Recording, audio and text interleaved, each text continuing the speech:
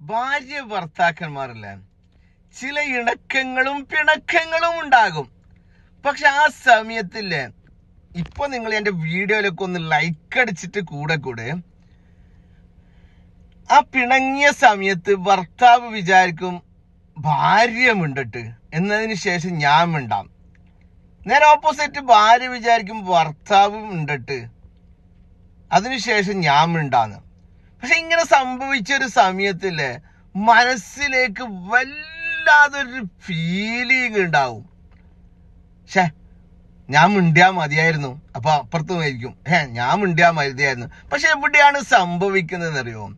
ആ മനസ്സിലേക്കുള്ള ഒരു ഈഗോ. ആ ഈഗോ നമ്മൾ നിർത്തിക്കളഞ്ഞാലുണ്ടല്ലോ, ഈ വീഡിയോ കാണുന്ന മാതിരിയല്ലേ, നമ്മുടെ ലൈഫ്, ദാമ്പത്യ ജീവിതം നമുക്ക് അടിപൊളിയായിട്ട് ആസ്വദിക്കാം.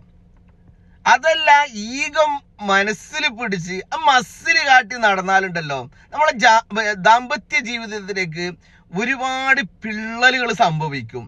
ആ പിള്ളലുകൾ സംഭവിക്കുന്നതിന് മുമ്പായിട്ട് നമ്മുടെ കയ്യിൽ നിന്നോ ഭാര്യന്റെ കയ്യിൽ നിന്നോ വല്ല തെറ്റുകളും സംഭവിച്ചാല് ആ ഒരു രാത്രി കിടക്കുന്ന സമയത്തുണ്ടല്ലോ, നമ്മൾ അങ്ങോട്ടേക്ക് മിണ്ടിയാല് പിന്നെ എന്തായിരിക്കാം, ദാമ്പത്യ ജീവിതം നമുക്ക് ആസ്വദിച്ച് നമുക്ക് മുന്നോട്ടേക്ക് കൊണ്ടുപോകാം. ഇത് ഈ വീഡിയോ കാണുന്ന മാതിരി.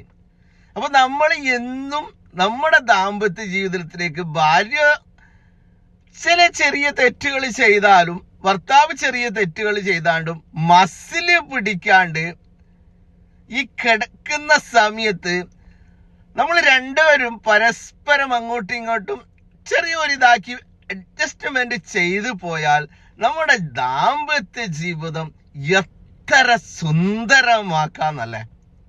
ഇതാണ് നമ്മൾ എല്ലാവരും ശ്രദ്ധിക്കേണ്ടത്.